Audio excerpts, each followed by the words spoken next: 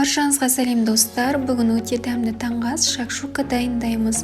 Міндетті түрде дайындап көріңіздер, сіздерге ұнайтынына сенімдімін.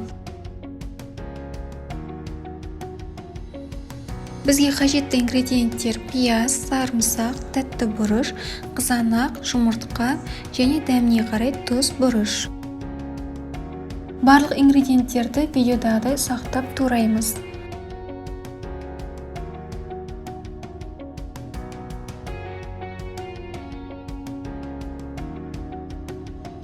Табаға зәйтүн майын құйып, сақталған пиязды қызарғанша қуырамыз.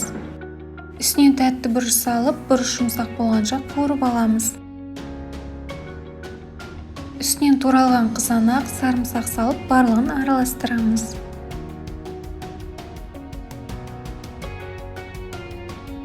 Дәміне қарай тұз, бұрыш қосамыз.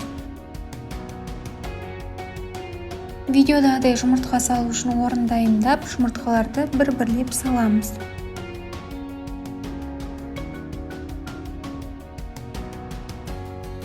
Жұмыртқа піскенше 5-10 минуттай пісіреміз.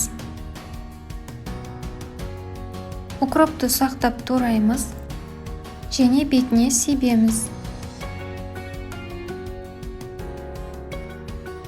Өте дәмді таңғы ас шакшука дайын. Маған дәмі қатты ұнады. Сіздерге де дайындауға кеңес беремін. Сіздерге ұнайтынына сенімдімін.